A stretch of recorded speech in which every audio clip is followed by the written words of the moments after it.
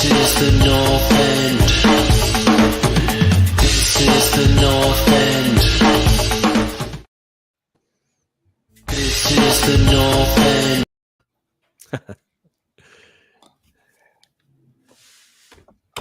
What is up? What is up, everyone? Well, welcome to the North End.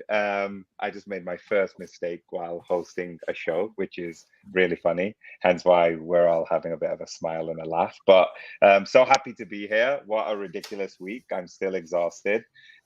Brian, Simmy, JP, Callie, how's it going? Good mate, good mate. How you doing? Welcome to the joy of being the man in charge, and it's gonna be fun to let somebody else run the show tonight. Yeah, they always try to get me to pull in a little bit of that type of stuff, and yeah, you can do this. Like, and I'm like, you know what?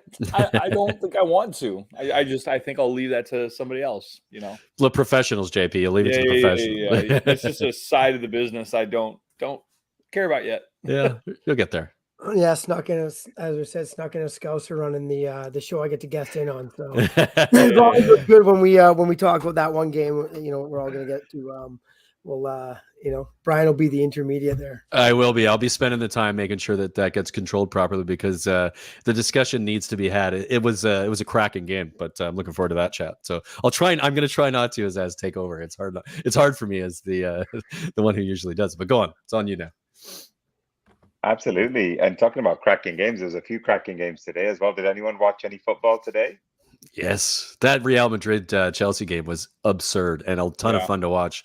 Back and forth. Great football. I was shocked that Chelsea didn't end up winning it after coming back from where they were. It was surprising as hell. I think the moment was crazy turnaround. Yeah. I just see some smile. I see the bin dippers Scouts luck over there with fired out.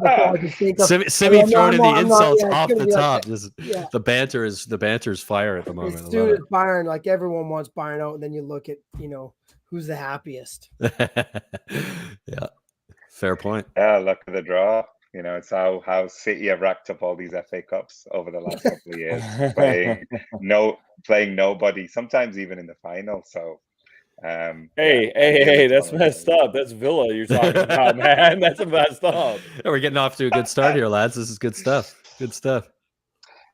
Why don't we pull up the results from this week? Because I feel there's a few talking points to get right into. Yeah, let's do it up.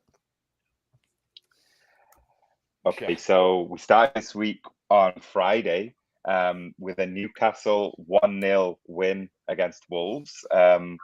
I don't think any one of us is really down in the relegation zone. So I feel like this Newcastle win didn't really affect Tottenham, Villa, or Man City, obviously. But anyone got any hot takes on this? Does this pull Newcastle clear? Are they now out of the relegation zone, you think? I think they're clearly outside the relegation zone. I think they're playing well. Eddie Howe has them well drilled. I think he has something like 40 points since he's taken over. I hate to say it, but they really did buy their way to safety in January, and they're playing like they did, and the results are showing it. I don't think anybody thought they were going to beat Wolves, and for them to come away with a win against Wolves, granted at home, I think they're safe. I think the key thing is to remember is the teams below them are so much worse than them. So it's a non-starter really because they just keep doing what they're doing. Win one, lose one. Win one, lose one. They'll be fine. Yeah, I tend to agree. I think they pulling a bit clear, but you look at the teams that they're ahead of there that are just absolutely atrocious, and we'll get to those the Burnley game and stuff like that in a bit. But they've locked out, climbing up a bit, getting a huge win there. Wolves are kind of they're in that weird middle of the pack where they going for Europa, I guess, a little bit. Yeah. I don't even know if they're going to even get there. Like it's they're in eighth now. Yeah, they've been falling off and not been able to keep up the form that they showed at the beginning of the season. So Wolves struggling at the moment. I feel as well at this point of the season, obviously there's business at both ends of the table. But even if you want to sneak into Europa or even some people the Conference League, position, who you play is obviously really important. So I don't know Wolves' fixtures, but if they really want to push, then they probably need to be playing some mid-table teams, because anyone obviously who's going to come up against the teams chasing Champions League and the league, that's already a hard game. But I feel like down at the bottom, it's going to be rough as well these next couple of weeks, because it's all jam-packed. Like, I feel like 1 week I'm like, someone's completely doomed, and then I look at like a few days later and I'm like, it's actually a lot closer than I think it is. Yeah, for sure. Which Speaking of crap, let's go to the next. Let's just all revel over this next one. Yeah, I was just thinking the same. I mean, none of us can resist, right? God, I almost didn't want Everton. Like, I almost wanted it to be a draw, because I love seeing Man U just like shovel and eat their own shit. But I don't want Everton to go up. Like, I kind of want Everton to go down. Yeah, I think me too. I feel the same way. You and I have been chatting about that on the in the WhatsApp that we'd see that. This was a huge turnaround for Everton to get a win on this one. Yeah, I kind of thought they would. I kind of thought, like, in my mind, when I was thinking about doing, like, my girlfriend and I do picks for the games, I was thinking I could see United, with the form they're in at the moment, I could see them dropping points here. I didn't expect a loss, but I could, like you said, JP, a draw would have been what I would have expected. But Man United just shitting the bed at the perfect time. Amazing. We can all celebrate that, right? I mean, like, we can all have our banter between clubs and stuff. So but strange that our United fans are not here today. Not a United fan on the show, and we can take the piss all we like. I love it. Absolutely brilliant. Where you at, Paul Forrest? Yeah. Crickets. And then the next game after that was a total shock as well, in some respects. I feel like, obviously, Brian is the one who's most benefiting from this, because we don't have any United fans with us today. But Brian, you didn't expect that, surely, not at the Emirates. I know. It's not at the Emirates. Brighton's form has been very poor. We had picked a 2-1 Arsenal win, but at the same time, you can see this Arsenal team right now, the youth that they have, the sort of, it reminds me of early Spurs under Pochettino, when we kind of had these types of games where we would come up against a team we should beat. We'd keep the ball most of the game, but we really couldn't do anything to create anything. And I feel like once Arsenal lost last week, anything can happen now, because I think it's in their head. And I think you get into a young team's head that know that they were in pole position to get fourth place. It's gotten to them. And I think that's why you see a result like this. Yeah, I feel Brighton caught him. Go ahead, Simmy. Yeah, I know. I'd say, like, Southampton was on a terrible. Sorry, not Southampton. Brighton was on a terrible run there, right? I was already looking at game down. Brighton was on a terrible run there, and I think it shocked everyone. They're like, again, they got to the middle of the pack there, and you think, okay, they're happy. They've hit their 40 points. They're going to stay up. They're not really going, even trying to sneak in Europa. So you're thinking they're just going to have an off game, and then fucking boom, it completely switches backwards. And Arsenal, who you expect to at home to run them up, the door, they lose, and that's pretty big. That's massive for Arsenal, losing that one. It's massive. It was great. So happy. We'll get to you in a minute, JP.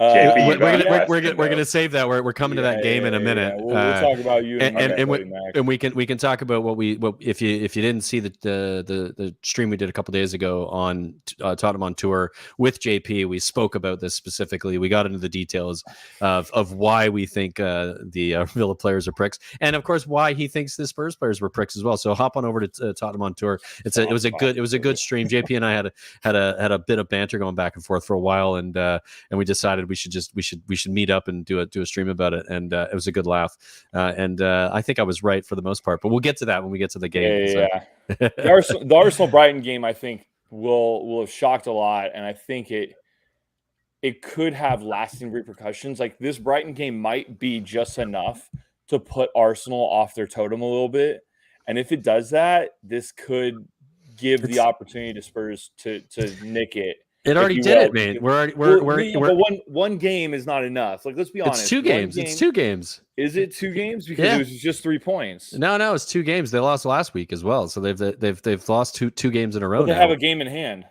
Not anymore. Yeah, it's 30-31. That game in hand is versus us or Chelsea.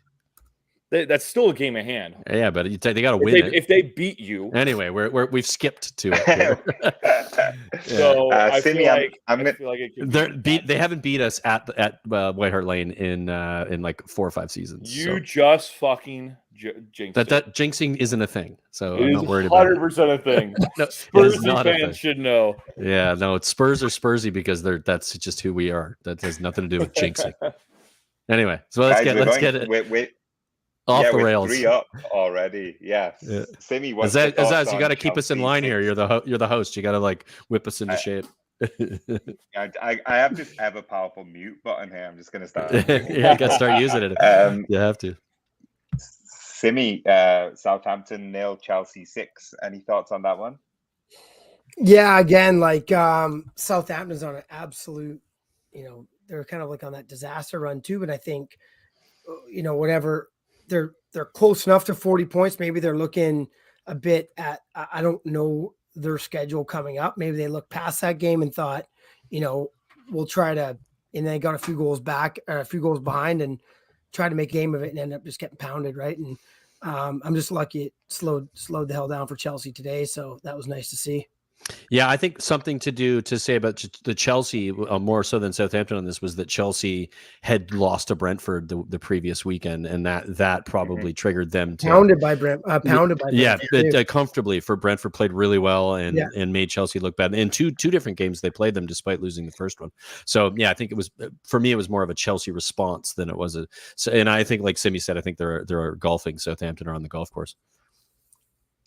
Yeah, I kind of feel as well Chelsea needed that as a massive confidence boost for the game going into today, because they started on fire today. They did, yeah. Right? And like to do that at the Bernabeu, like even if you're the champions of Europe, it takes a lot of gravitas to actually show up and do that. So they obviously knew what they were doing. And Tuchel, I don't know, I kind of feel like throughout this whole spanner in the Chelsea season works, I think that he's come out with a lot of credit, even though obviously they've got one trophy to go for now, and I feel like in a season where people are going for quadruples and trebles, that kind of feels like smug. Yeah, and it's one of those kind of questions you ask, like at this time of the season with this 6, 7, 8 games left, right?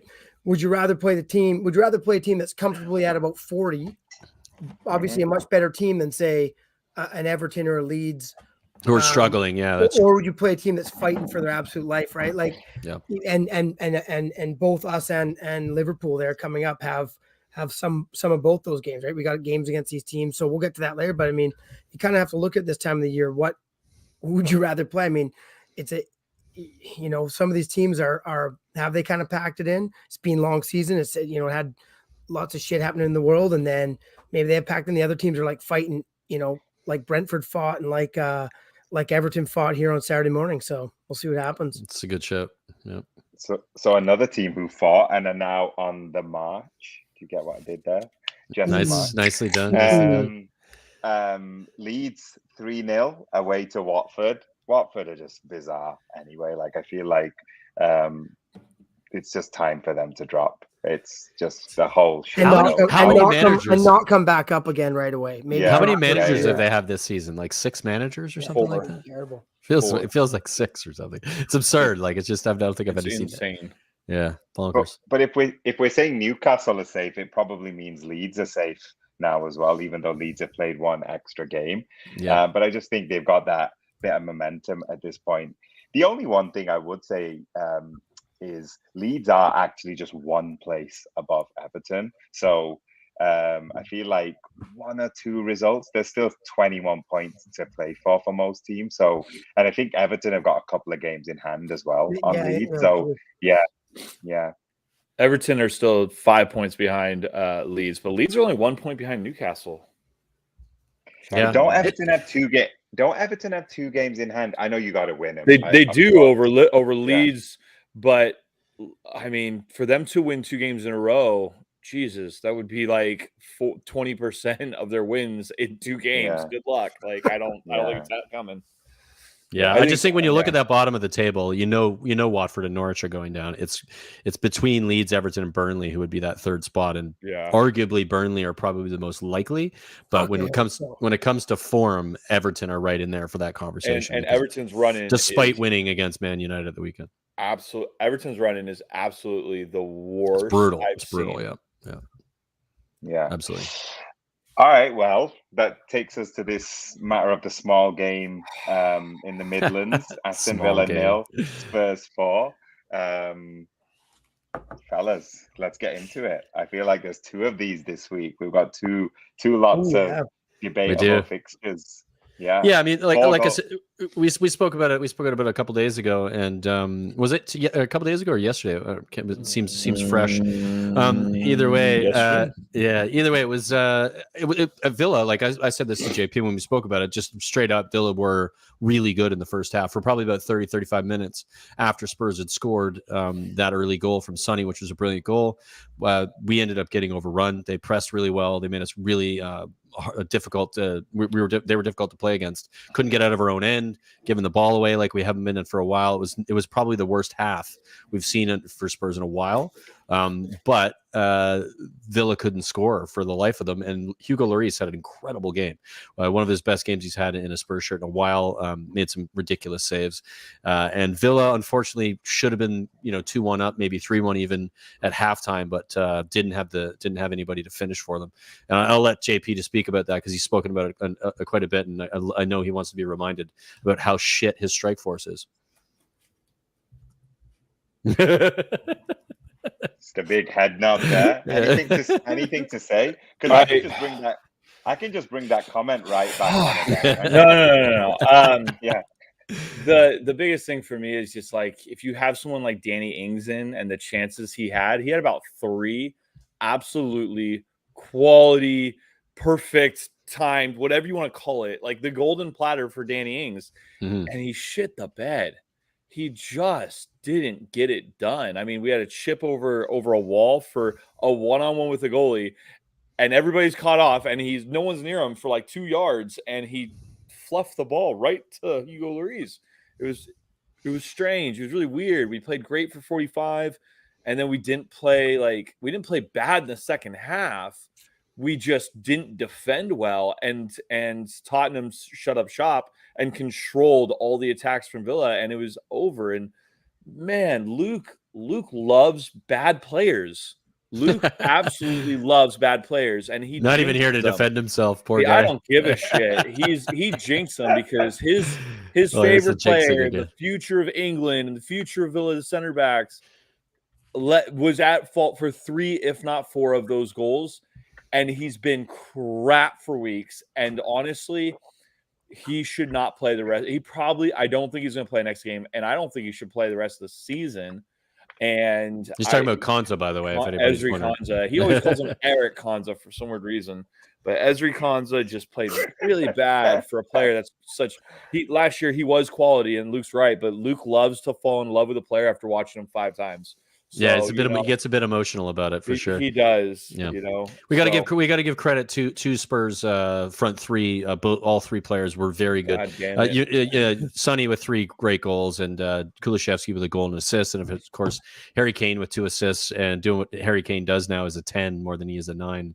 Unbelievable. That front 3 probably, for me, as good as any front 3 in Europe at the moment on form, not necessarily across the board, but currently on form. They're very, very good and difficult to play against. Scored the most goals in 2022 out of any team in the Premier League at the moment. So, man, you love that stat, don't you? It's a good stat. It's a good stat. It's a great stat. It's a great stat. It's a good stat to say to the Simmy and Aizaz as well right now, because their front 3 they're the other 2 teams right below them, right below us. So it's nice to be top of that. We have 3 sets of front 3. So yeah, that's fair. You guys are an oil team with this is state run with as much money as you want. So you can afford 3.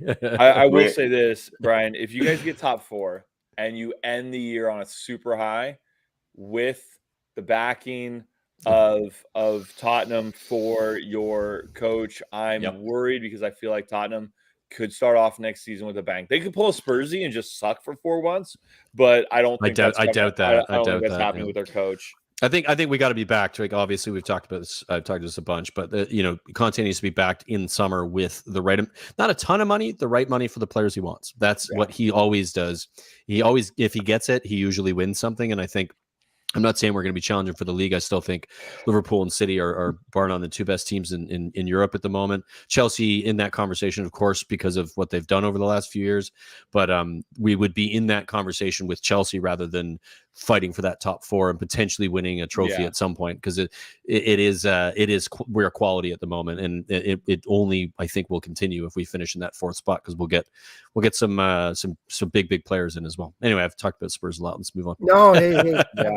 We just hope. I mean, God, hope Kane realizes that too and doesn't go to fucking rags, right? Like, he's not leaving Spurs. Why would you want to go to a team that's going to be mid? He's going to go to City. He won't go. He won't leave. Not this summer. If we finish fourth, he's staying with Conte and playing in the Champions League for Spurs. There's no way he would leave. If that Conte leaves at any point, he'll go with him. But if we get fourth, he's not going anywhere. Like, I'll put my money on that. Wow, you heard it here first. Yeah. The North End has revealed that Harry Kane is not going anywhere this summer. Absolutely not. I have to say that the goal scored thing is a big deal, though. I've just been recently talking about within the Liverpool community. I've been talking about comparing certain seasons, and there was one season we finished second, the 2013-14, where we scored 101 goals, and you get people, even like Liverpool fans, who somehow have like revised history to make that into like, oh, it was an imbalanced team, it was a bad team. We scored 101 goals. If you can score goals like Tottenham are scoring right now, you can get 3 points more. You're going to win most of your games. You're going to win, even if you don't have a good half. Because we're clinical, right? Like the amount of chances we create and how often you finish them, it's absurd. Like the percent. You had 5 shots on goal. You had 5 shots on goal. Wow. You scored 4 goals. Yeah, you had 5 shots in the first half. Efficiency. It's incredible. And Danny Ing numbers. Yeah. 5 shots on goal. We had 7 on goal. 7. Yeah, Lloris had a great game too. We know that, crazy. Right? Yeah. The XG for Villa was like 2.8 or 1.8 or something, and freaking Tottenham's was 0.8. God damn it, Archer. Yeah, that's clinical. Being clinical. How's the Coutinho thing going? I think Coutinho's doing well. I really do like him. He played well in the He was first good half. in the game. Yeah, he was good in the first game. Half, he for some reason he plays really well at home, like above average well. He's pretty average away from home. I don't know if he's worth 33 mil, honestly. He is definitely in that upper 20s mark that I think Villa should pay. I think because of the quality he has, Villa, and the position he's in that we really need, which is kind of that lock picker, that real genuine number 10. I think Villa should definitely pick him up.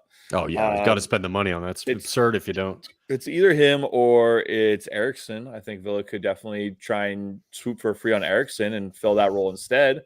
But we have to go for him, and there are some big question marks right now popping up over Stevie G that says, you know what, you got to be making players better, because our players are not looking better currently under Stevie G.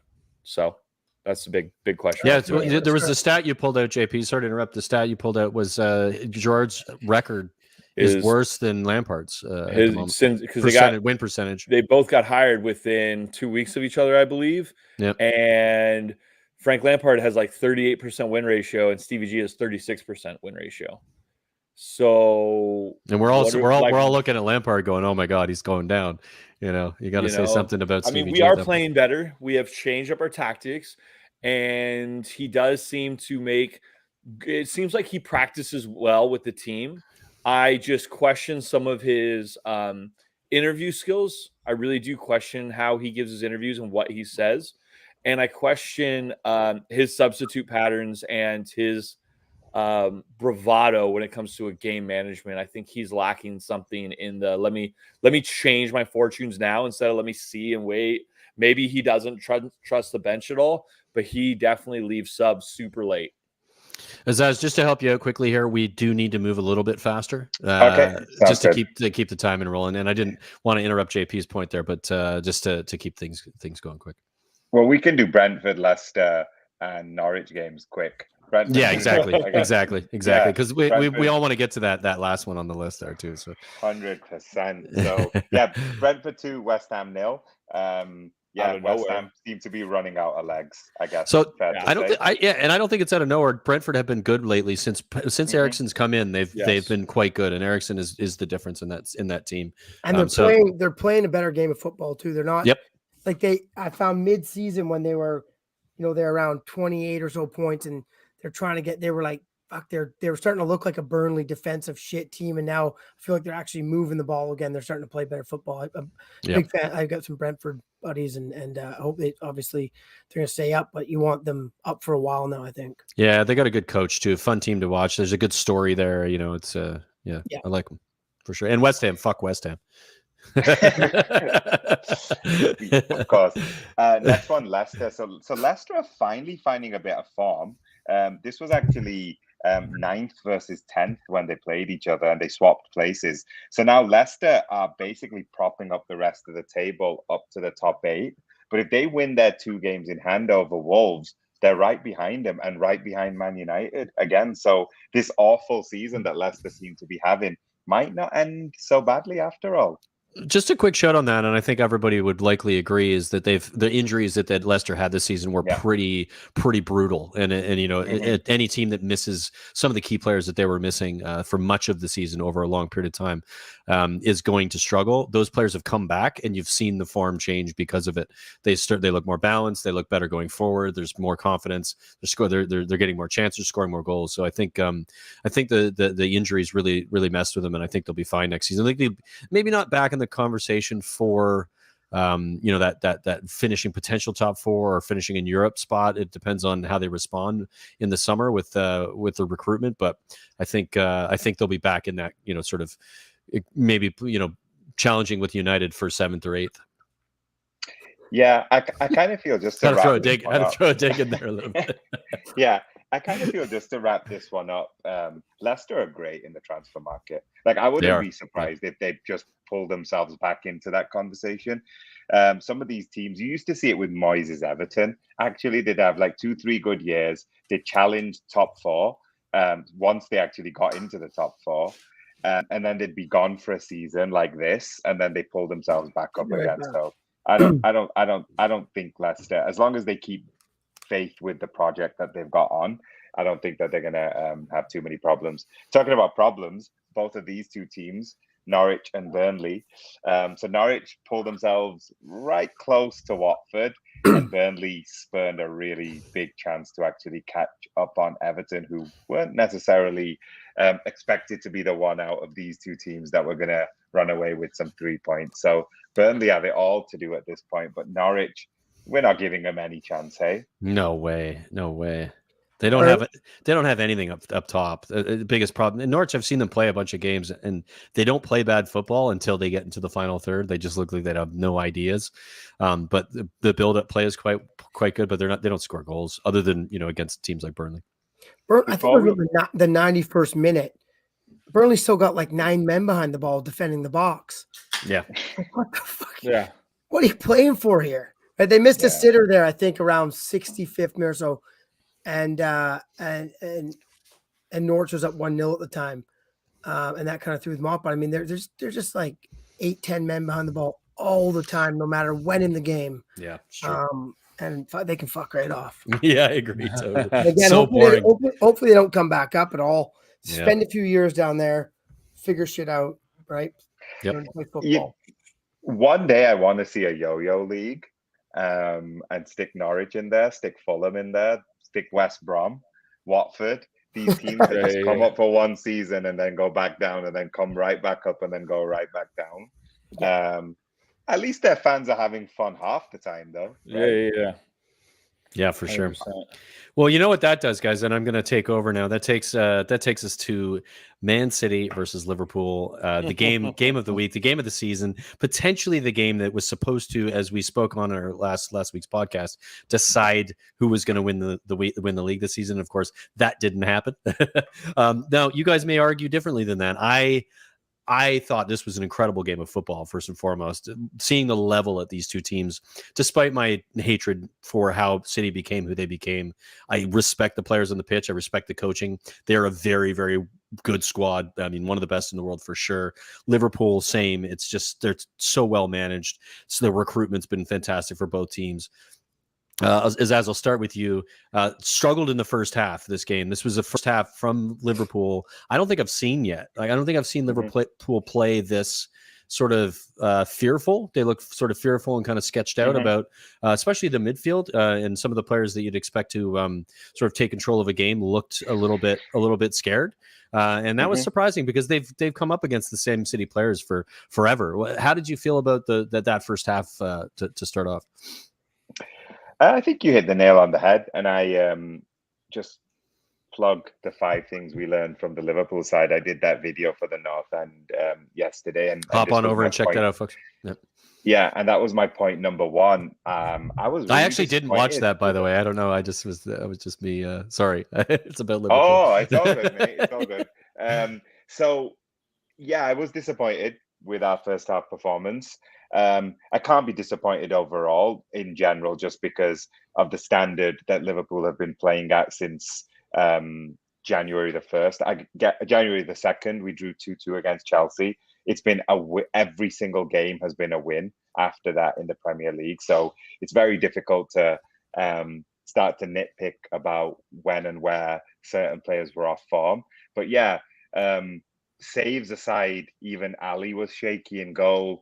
I saw Virgil nervous for the first time, literally the first very time weird, wasn't it? Since we bought him. Even Fabinho, usually like ice cold, not his usual self.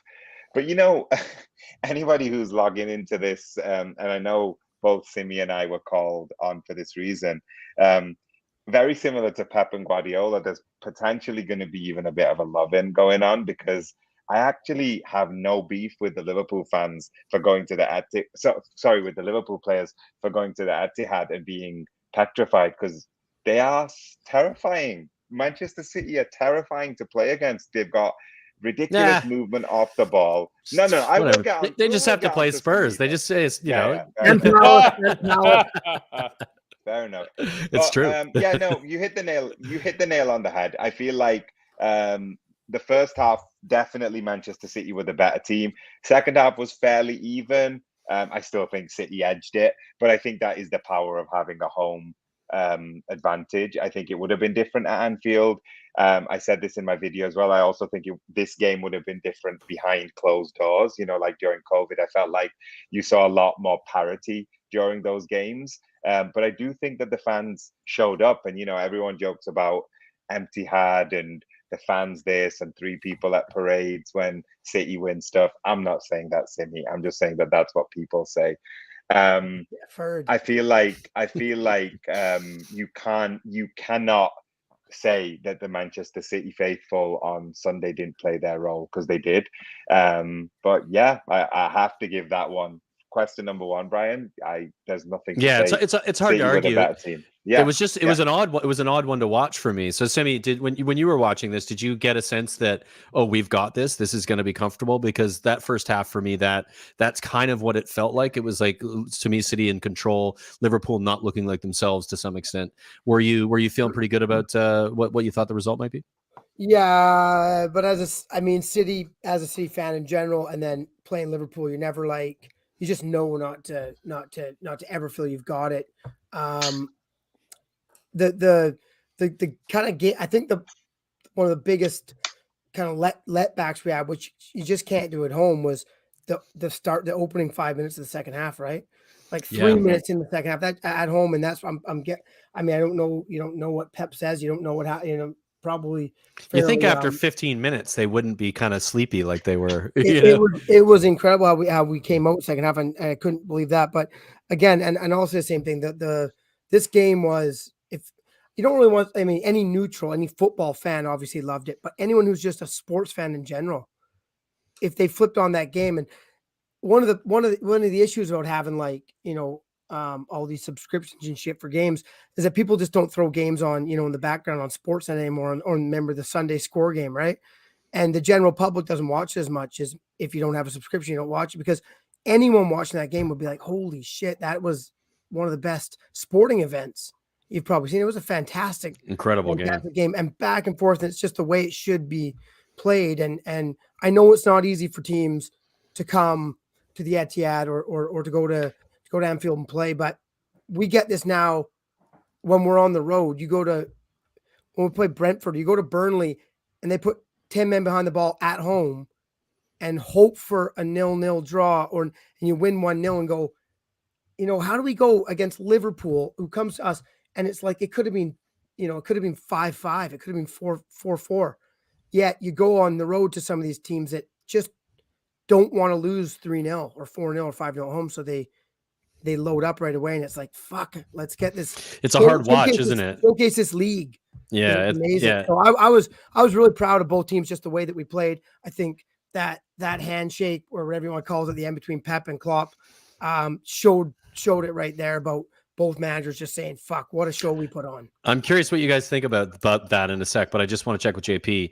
JP, did you get a chance to watch the game, or did you watch the highlights? Whole thing live. You did watch it live. So from a neutral perspective, like I watched it, I mean, your thoughts on the general thoughts? It was a great game to watch. I don't know.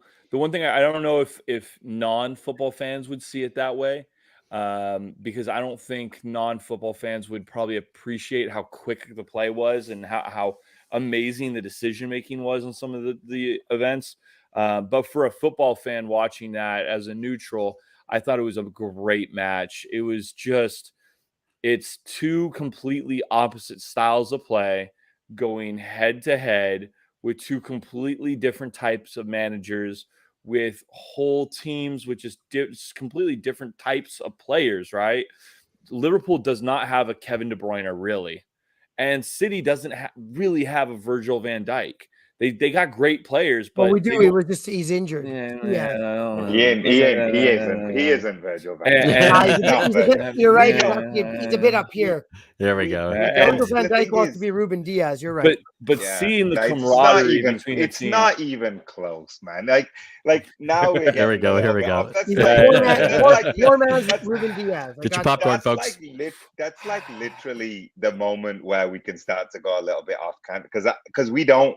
The truth is, we don't have a KDB. We don't have a true striker, right? We don't. A midfield. Yeah, we don't. And the one, like, I said before, and I obviously I'm not changing my mind. Like I said before, over the 90 minutes, I think City edged the game, and they were at home. And one thing I wish our main guy, Mo Salah, was on form the same way KDB was, because I feel like, as any player can have, there's moments in a season where they're not firing at their best. That's probably one regret. When we played you at Anfield, when we drew you, and Mo Salah was the lights out best player on the best player in my mind there, right? So yeah. Cody Mack's starting some stuff in the comments. Yeah. That's what Cody does. He's here for that. Because Cody Mack's lifted a Premier League and a Champions League title as a captain. Yeah. Right? Are you kidding me? He doesn't even have an impressive beard. Slagging Cody's beard. That's harsh. Oh, here we go. All right, so just to get back. Oh, sorry, JP. You wanted? I just wanted to say, like, it was a great match, but the thing that was missing, honestly, from the whole match was a winner. The fact that it was a draw, to me, as a neutral watches match, I thought it was a giant letdown, honestly. Yeah, Mahrez had that chance too, right? And you that if had that gone in for the neutral, and of course for Simmy and City supporters, they would have been through the roof. But it was, and it needed that, and that's what I wanted to get to. And I want to ask you both. Think about Aizaz, I'll start with you on it. Mm-hmm. Who wins out of this now? Do you see Liverpool's run-in as a run-in that is, I won't say easy enough, but like, do you see yourself being able to get that point back and win the league? And Simmy, well, he's going to answer that question. Just think about it. Do you think you'll be able to hold on the lead that you have and eventually get through it? But Aizaz, I'll start with you on that. This thing could come down to millimeters, like it has before. It could come down to a real penalty, a dodgy penalty. Like, I think this is going to go right down to the wire. Man City are obviously favourites because they've got that 1 point ahead. So, both teams win every game, like it's just like bam, it's possible. We've done it before. Yeah. We play first the next 2 times, so Man City are going to have scoreboard pressure for the first time in this title race. Will it affect them? Maybe not, because they are obviously like a machine, just like we are as well. It's not affected us to be like 14-7 whatever points at different times behind. These 2 teams have just got a miraculous way of like showing up and getting the business done. That said, in 18-19, it did take a Vincent Kompany wonder goal out of nowhere to win the league. In the same game, Iheanacho, who is a pretty good striker, won a City's own, misses a complete sitter in that game. They're the margins, right? Like if he just rolls it in, or Vincent Kompany like slightly hits it wrong or something, we could have won that league. And I feel like it's going to come down to this. But you know what? 7 games to go. Considering where we were, considering we also had to go to the Etihad and it could have been 4 points. Because again, Brian, you should have watched my video. Just joking. I should have, but I'm not going to.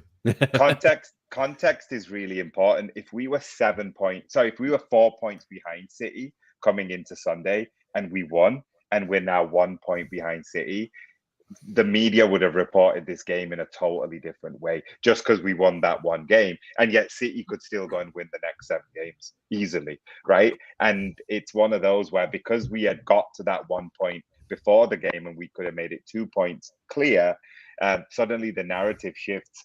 When Liverpool were points behind, whether it was 14 with 2 games in hand or 9 points or whatever at different times, if you had said that we'd have come out of the Etihad being 1 point behind and now it's a straight shoot for the final 21 points, we would have taken it. So I'm not going to change that opinion now. Can we win the league? Yes. Will we win the league? It's way too early to say. Yeah. How many games left? So you guys both on the same amount of games? I think it was another quick question I want to ask. Is it both 8 games or 7? 7. So 7 each. So Simmy, your thoughts on that?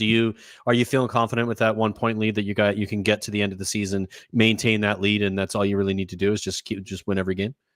Yeah, I mean, you gotta believe, right? That's why we support. And I think you can believe it when you have a team like City, and just the way that we're playing, and Liverpool is playing great football too. So I think both teams are going to win out. I don't actually think so. I think that we are, and I've said numerous times, at Premiership, I got so much respect for this league, and weird shit happens because they're all professionals. And other than a few teams at the bottom, but then we talked about this, you look at the games you got left and you're going, fuck, would you rather have, you guys got Everton coming up, right? Does anyone want Everton right now? You want to say yes because they're shit, but fighting for the lives, right? Fighting for their lives there, right?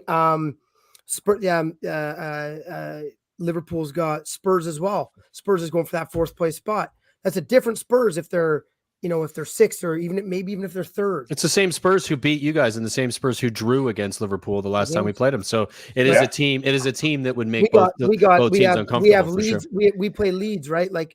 Yeah, should we batter Leeds? We should, right? But you're playing a Leeds team that's looking like they're getting back into form. They're fighting. They're tooth and nail. We got Newcastle as well. So on this note, Simmy, who are you afraid of the most? So I want to finish it on this, and I want to get JP's opinion. Not afraid of anyone. No, okay. So which team are not afraid of? But if I had to rate our teams coming up, I'd probably say Newcastle. Maybe depending on where West Ham is, but I think West Ham's running out of legs, as we said earlier too. But we got Brighton's not looking good right now, so I don't rate them too much. We have a Wolves game, but they're not looking great. Your run-in sounds like relatively easy compared to Liverpool. Scousers got rags, which we would play. If we could play them, 38 games in the season, we would. So that should be a walk. Anyone would want to play them every week. We got Spurs. Southampton's looking shit. Wolves. So you got a few tough games too. I think ours is probably a little later, but Champions League as well goes a long way too, right? Like, yeah, like some teams are getting gifts this week, and we got a massive game tomorrow. And your game's big as well, but you got 3-1. So should be pretty comfortable. Because when we were on Saturday FA Cup semifinal, like this is amazing. Yeah, Go ahead. Sorry, Go ahead, when we Aizaz. were playing when we were playing the Italian champions, they were playing a team that was very similar to Benfica. So it depends. Like it's all swings and roundabouts. The Villarreal one, the Villarreal one I will give you. Like it's luck of the draw for sure. Particularly where the two games are sandwiched. I just want to say two things because I know we're off time. Firstly, I think it could come down to both teams' away games. Because I'm other than the Tottenham at home game, I'm not fearing our home. So I was going to ask you, all. do you have a game specifically as that you're worried about that you might drop points? I feel like I'm not just saying this because of present company, but I feel like Wolves away, Villa away, and Tottenham at home are the three that are probably the ones that I would be a little bit like, what's going to happen there? Because we go United at home, I would expect us to win. Everton at home, take the emotion out of it because they're shit. I would expect us to win. Newcastle away is just because it's straight after the Champions League, even though it's Villarreal. It's an awkward fixture for sure. It's awkward. Then we play you guys. That one is at home. Will be a hard game. Villa away. You guys being Tottenham. Then it's Villa away. Then it's Southampton away, which I would expect to win at this point, and then it's Wolves away. So that if out of these 7, I was like the 3 games I would be most looking out for. It's the away games against Wolves and Villa. Just in general, I feel like any Premier League team at your ground can do you. Alexander Hilton's right there though. Right, Villa's going to give 3 points. It's Gerrard. Fuck all of y'all. A little extra banter in there. It's good Teach stuff. all the players to flip. and my last point, I just want to say, for sure. Obviously, Simmy can come back to this, but this isn't me. This is a tweet I read today. Manchester City have dropped 7 points in their last 6 matches, 9 in their last 9. They haven't gone more than 2 games without dropping points in 2022. The title race is not over. All right, it's well said, mate. Well said. JP, I want to get your thoughts. Who do you think, as a neutral, is going to win out of the 2? And then we're going to move on to the star player this week and in our preview section. Man City's in the lead with 1 point. They got the easier run in. Kevin De Bruyne has 6 games, 6 goals in a row. It's just coming together for City. I think City will get the run in. I think they will not make the Champions League final. You heard it here first. Well, there you go, JP. He will tinker and he will fuck it up. Nah, Phil Foden's going to be in. He was the best player on the pitch by far. Yeah, he's a tinkerer, man. And if a team, Phil will be in the lineup. Cody Mack, 7-2. Shut your mouth, man. He'll run at every defender, make sugar pants. Amazing. All right, well that was fun, guys. I'm glad you guys are both here to do that. Fantastic stuff. Aizaz, you want to take over again? Yeah. So let's go to. The review too. We're gonna preview. Oh, that's right. There is games this weekend. And it is. Oh, you know what? Before we preview, let's do the star player of the week. Oh, okay, of course. Isolate sponsorship of our star player of the week. This is ridiculous, by the way. As I don't know about you or anybody else here. I mean, he had a game finally. This is the game that Chelsea's fans have been waiting since he come in. And I think he needs this ISO date. I think he does. He's been a lonely guy this season. He's had a hard season. He needs a few dates out and about. You know, coming off a performance like this, I think Timo Werner is definitely on the up right now. I think he scored today too, and he played well. You pick him up, not on your fantasy team, but you pick him up for a date, ladies. Go take him out. There you go. Any other thoughts here, lads? That is everybody's commenting like, "What the fuck, Timo?" I feel if he had stayed on the pitch today, Chelsea might have won because Pulisic was a disaster when he came on. God, he looks so bad right now. Yeah. I mean, this game, I mean, he hit 3 posts right in the first half before scoring 2 goals. But a scored rating of 10. You got to give him some credit, despite he's been shit since he's come into Chelsea. But he's had 1 good game. It's kind of a joke, folks. So if you're watching this, we are having a bit of a laugh at Timo Werner at the same time. Like JP said, he needs a bit of Isolate love, and hopefully he'll get some. Yeah, I actually don't think Timo Werner's shit. I think he's shit in front of goal. I actually think the way he's. I think he's actually really good. That's his job, though, is to score goals. Yeah, 2 goals this season. 2 goals. Yeah, It's That's three now, and 2 in this game. So I mean, that tells you everything. But okay. Should we go on to we should. this? Let's go. Okay, so jumping into it, early game this week. So Spurs can cement Never bet the early kickoff. that. Yeah, so Spurs can actually cement that 4th place even more. Brian, how are you feeling about this one? You know what? It's probably been about 4 or 5 games. Even after the United loss, I still felt like Spurs were on the roll that they needed to be on, and it's been just rolling. Brighton are going to get spanked. It's going to be another 3 or 4 at least against the Brighton side, who are just shit right now. So yeah, comfortable as hell. Easy way to start the day. Old Trafford, Norwich. Simmy, I'm going to come to you. Skip it. 1-1. There's no United guys here. Fuck these guys. No, with no shots on net. Yeah. The only banter we can give this one is out of these 2 teams, Norwich are the form team. True, that's fact. Yeah. Love it. If Norwich score first, I'm going to say Man U fans turn hard. I bet you hear ringing boos if they get scored on first. Agreed. And how many mobile phones from kids will be smashed that day? Right. Exactly. That should be the bet. Southampton versus Arsenal. Do we see Arsenal coming back from this? I feel like Southampton are on the beach at this point. Yeah. Yeah, I think Arsenal have plenty enough. I think they usually do rebound really well too. Arsenal, they usually get a loss here or there, but their next game is always like, all right, they're back. Like they get caught. They step on banana peels almost. They haven't recently though, and I need to chime in here, JP. But they have serious injuries right now. They have injuries in positions that were the reason their form was as good as it was. They're both wingbacks are injured, out for the rest of the season.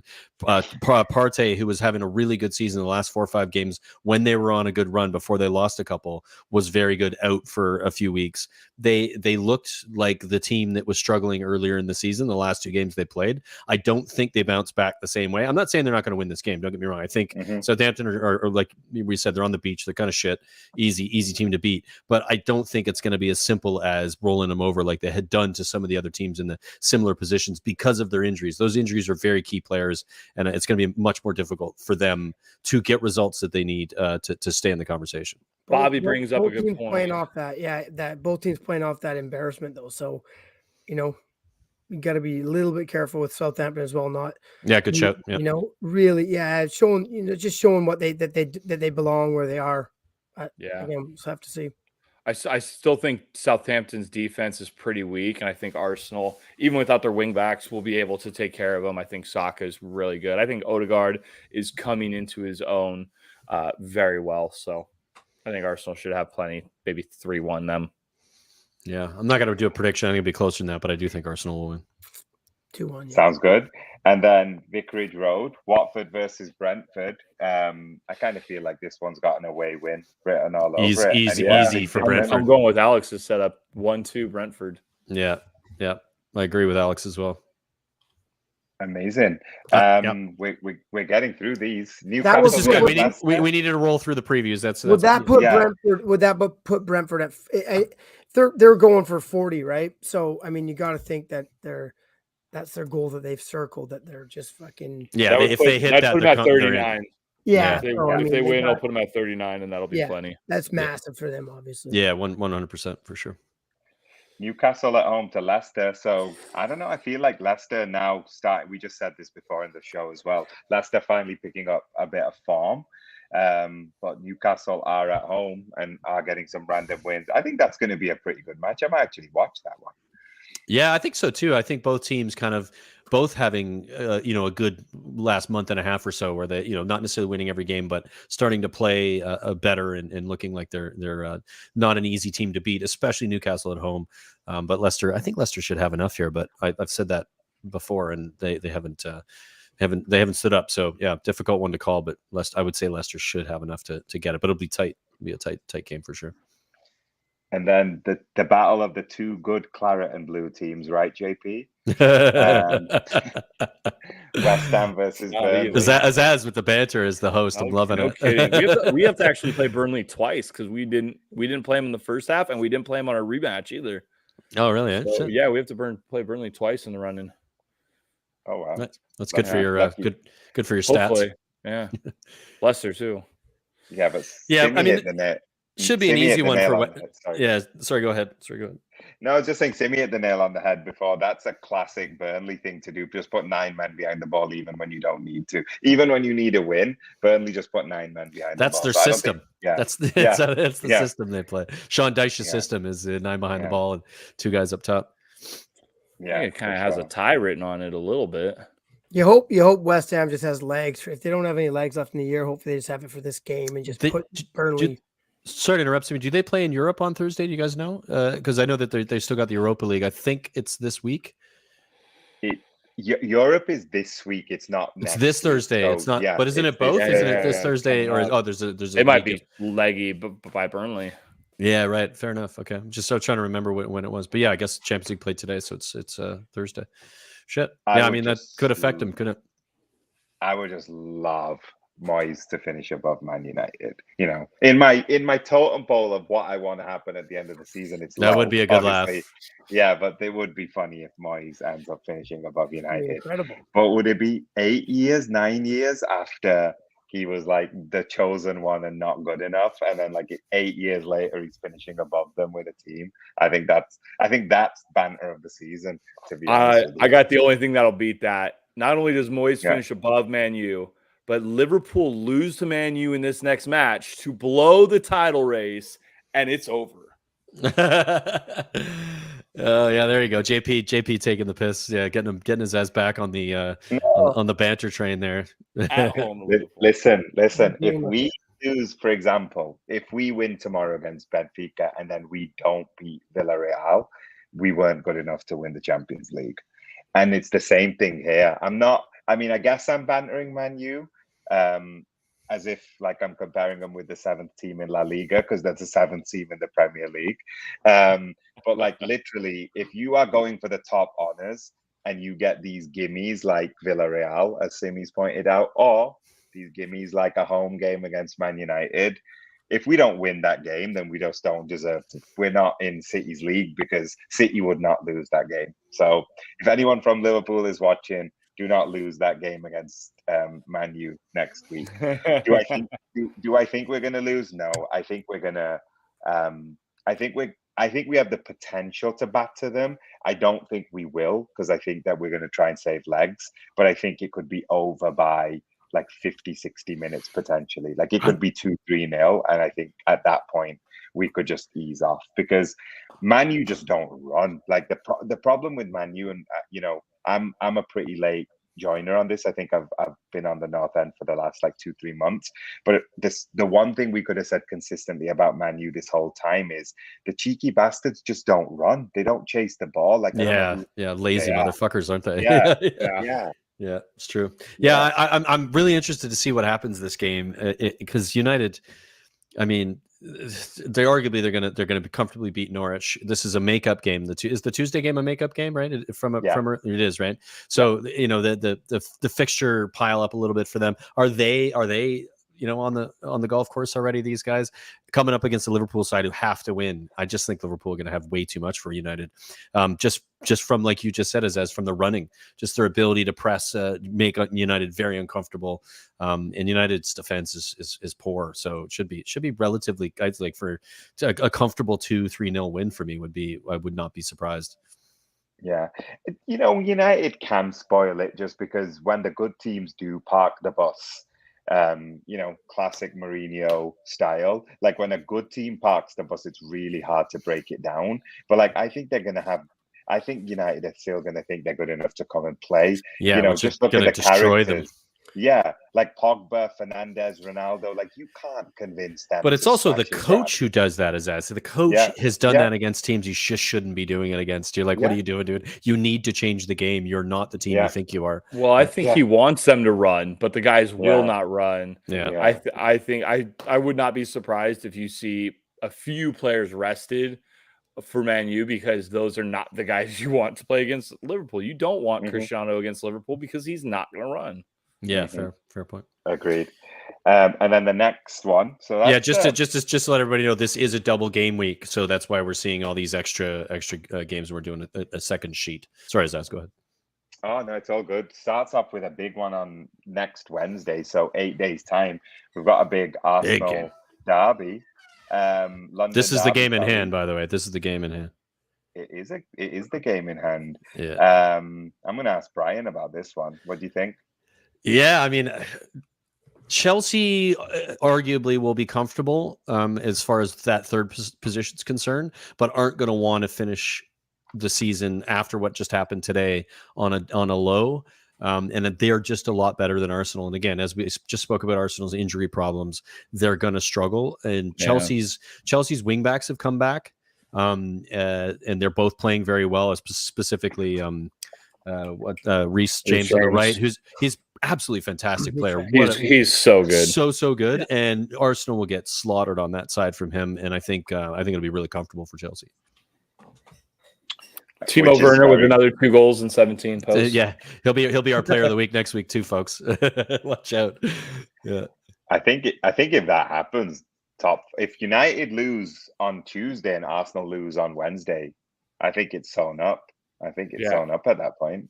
Yeah, I mean, I'm not the one to want to say sewn up, but I have did like before the last few games. I said Spurs are going to win after the international break. They'll win 4 in a row.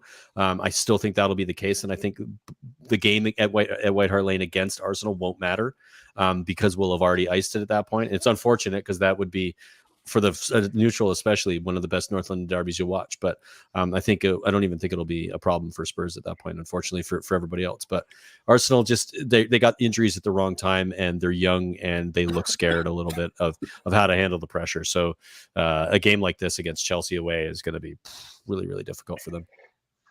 Coach looks like he's suffering a little bit as well. Not that Arteta ever fills me with loads of confidence, but sure. I feel like he's got like a bit of a quiver in him going. Yeah, it's like let's stay top 6 and get this fucking season over with so I can sort shit out. Yeah, a little bit. Yeah. Yep. Yeah. Simmy, do you have any love towards Arteta? Because apparently he was quite a big figure behind the scenes in Pep's first couple of years. Yeah, I mean, I think like we didn't want to see him go. I think wasn't he just the pylon organizer? No, I don't. I think he was really. I think he was like a true understudy. I really do. I don't think Pep would take a Spanish young guy like that on if he wasn't youngish, for managing. If he wasn't like really in sync with them in the way that the way that he believed the game was meant to be played and how he wants to organize it and stuff like that. So I do think he was more of I think if you wanted someone just to come in and, do a role, he can hire another coach for that. But I think Arteta was like his actual understudy. And I don't think anyone thought he was going to stay at City, and maybe some way down the future he might come back. But I think that you don't know a lot of stuff that goes on behind the scenes, but I think Arteta, it took him just a bit it took him a while at Arsenal. And he'd gone through a lot of shit there, and the fans were kind of wondering what's going on. But I hope it works out from there, because I think he's got a lot to offer, like the game in general. I thought so. I've heard that before, that Man City still have a lot of love for Arteta. So good to hear that. Everton versus Leicester. Is anyone expecting anything other than an away win here? It's at Everton though, and they're good at home. Everton plays better at home. I do think Leicester will win, but I could also see like a 1-1. I could see a 0-0 draw here. I think it's going to be full of goals. I think this is going to be a cracker. This could be one of the better games of the season. I don't know. Everton have not been known as goal scoring galore for the last 7 months. I know, but it's at home. They're fighting for their lives. They play really well at home. Leicester are pretty open and playing really well right now as well, scoring goals. Yeah, I think Alexander's spot on there. I think I see a 2-2 game there. I see goals in it. I don't think it's going to be tight. It's going to be neither team are going to care enough to keep it tight. So I think it'll be a pretty open game. And then bet the over 2.5. Perfect. Yeah. Yeah.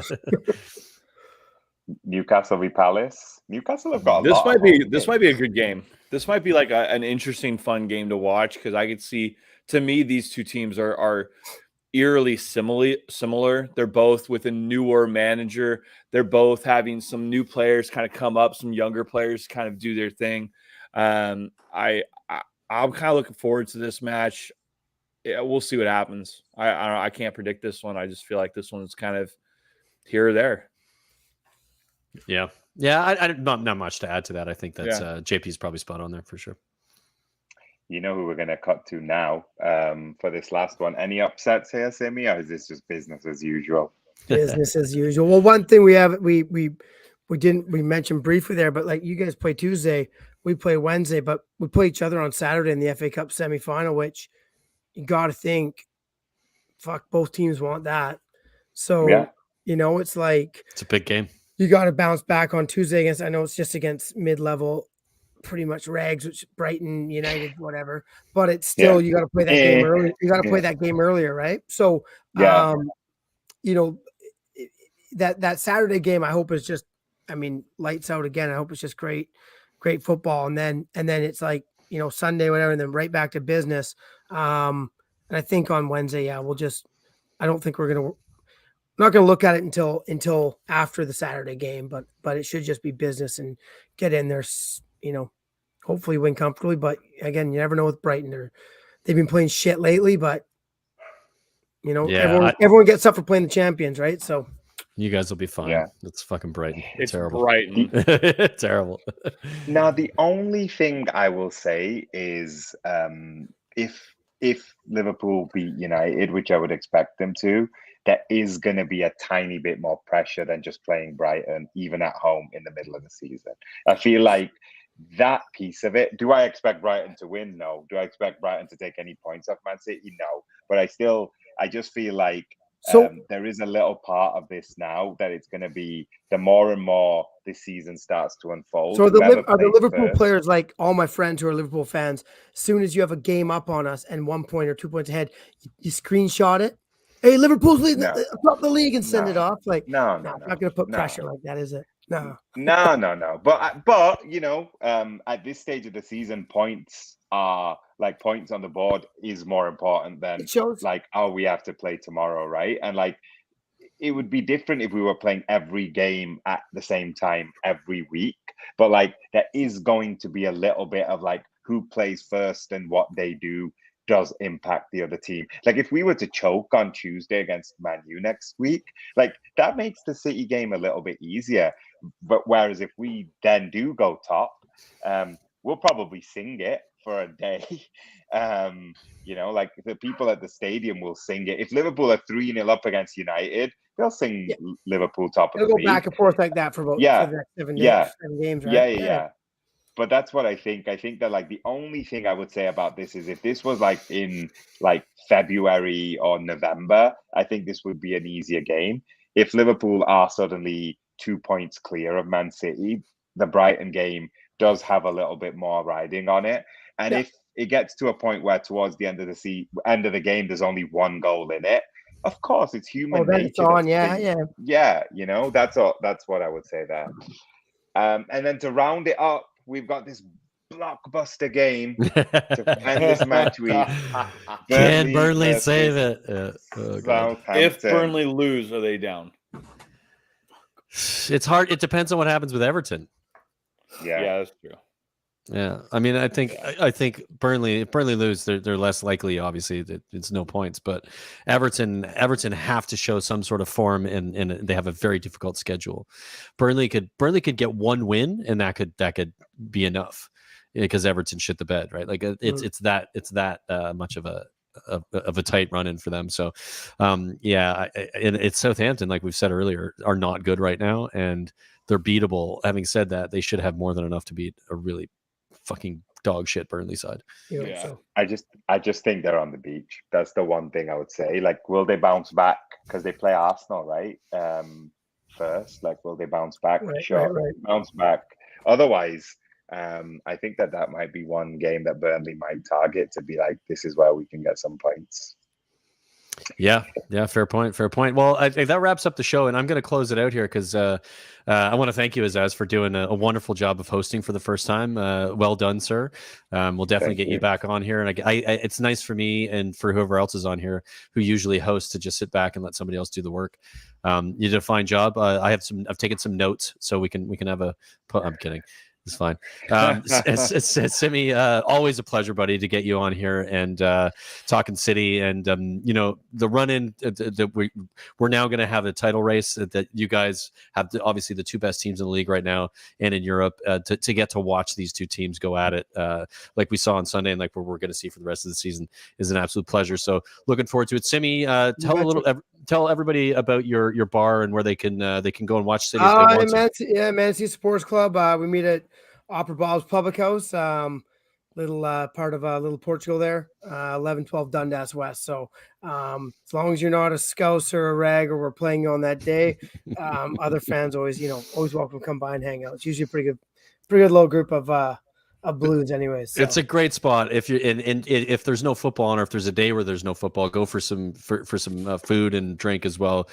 Great bartenders, great little pub, and I've been there a number of times. Love the spot. Dundas, Nossington, Bobby K.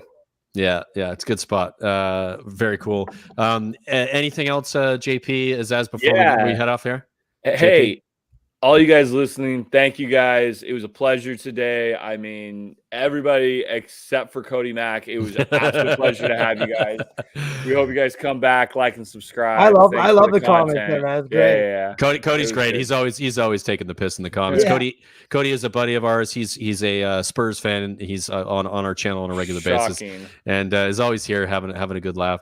Cody says Brian 100% has notes. It's true. I didn't write them down. Pen in his hand. They are in my head, but I didn't write them down. But just some stuff to help out. It's always good to hear things. But Bobby in the comments, Alexander in the comments, Eugene is with us in the comments as well. Good to see you guys all here. Most of these guys are Spurs fans. I've been forcing them to follow us here too. But check out the bar. Aizaz, anything for you to promote? You got some watch-alongs at pubs coming up you want to talk about? So let everybody know about. Yeah, well, I just want to big up the Liverpool Supporters Club in Toronto. Anyway, we just did 3 bars on Sunday. So we were at the Madison, we were at Elephant and Castle downtown, and we were at the Sly Fox in Burlington. So we actually had over 1,000 Liverpool fans across the GTA. Proper support right there. Yeah, now, obviously, there's a lot of banter here, and we support different teams, but we're all football fans. At the end of the day, to just be able to promote a story like that we had that across the GTA, I'm impressive, really proud man. of that. Really well done. Yeah. I'm really proud of that. Beyond that, no, like nothing ticketed coming up, which was what was on the weekend. We had to make sure that we were playing it official, like having tickets and people at door scanning things just to make sure that we weren't overdoing it in the venues. For the next couple of weeks, we're just going to be doing our regular pubs, and you just come and watch along with us. So the Madison, Elephant and Castle, if you're in Toronto, we'd love to have you. Even if you're not a Liverpool fan and you just want to come and do some shit disturbing, we definitely had a couple of City fans and some non-Liverpool fans on the weekend as well, and we just enjoy the banter as well. So nice. I can give some more shout outs when we have events, but at the moment it's just the games are coming thick and fast. We just don't have enough people at the moment to actually keep putting on like ticketed events and stuff. So come join us at the pubs we're at. Nice one, Aizaz. Thanks, buddy. I want to thank everybody for watching, and like and subscribe, and get in the comment section. Argue as much as you possibly can, and we'll try to answer that argument if we're able to. And thanks for watching, everybody. I am going to now do a sponsorship spiel.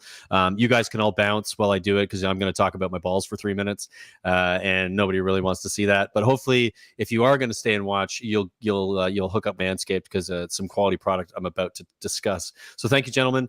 We'll see you all soon. If you want to exit out of here, I'll remove you myself. It'll be easier. See ya, Simmy. See ya, Aizaz. See ya, JP. And it's just me, folks. And I am now going to a word from our sponsor. Well, when I find it, support the North End podcast, brought to you by Manscaped. It is the best man's below-the-waist grooming. Their products are precision-engineered tools for your family jewels. Manscaped's Performance Package is the ultimate men's hygiene bundle. Join over 4 million men worldwide who trust Manscaped with this exclusive offer for you. 20% off and free worldwide shipping with the code TIDY, TNEP, at manscaped.com. Now, if my math is correct, that's about 8 million balls. The performance package includes 4.0 has arrived, and oh man, it's a game changer. Inside this package, you'll find their Lawnmower 4.0 trimmer, weed whacker, ear and nose hair trimmer, crop preserver, ball deodorant, crop reviver toner, performance boxer briefs, and a travel bag to hold your goodies. First off, the Lawnmower 4.0, this trimmer is the future of grooming and, dare I say, the greatest ball trimmer ever. Their 4th generation trimmer features a cutting-edge ceramic blade to reduce grooming accidents thanks to their advanced skin-safe technology. The Lawnmower 4.0 is waterproof and is also has a 400K LED spotlight you can see to have a more precise shave. Because this trimmer is waterproof, you can say goodbye to the mess on the bathroom floor. And you thought that was good. You want to take your grooming to even further to the next level. The Performance Package 4 also includes the Weed Whacker nose and ear trimmer. The Weed Whacker is also waterproof and provides proprietary skin-safe technology, which helps reduce nicks, snags, and tugs in those delicate nose holes.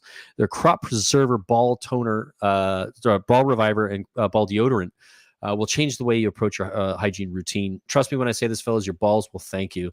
Manscaped even threw in 2 free gifts to this Performance Package 4.0, the Manscaped Boxers, which are super comfortable, and the Shed Travel Bag, which is incredibly convenient for traveling, of course. Bring your comfort and boxers to another level. It's time to take care of yourself, and so go to manscaped.com, get a 20% off with free shipping with the code TIDY, TNEP, at manscaped.com.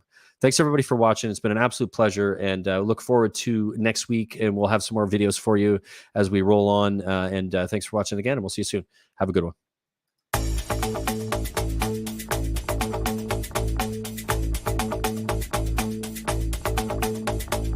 This is the North End.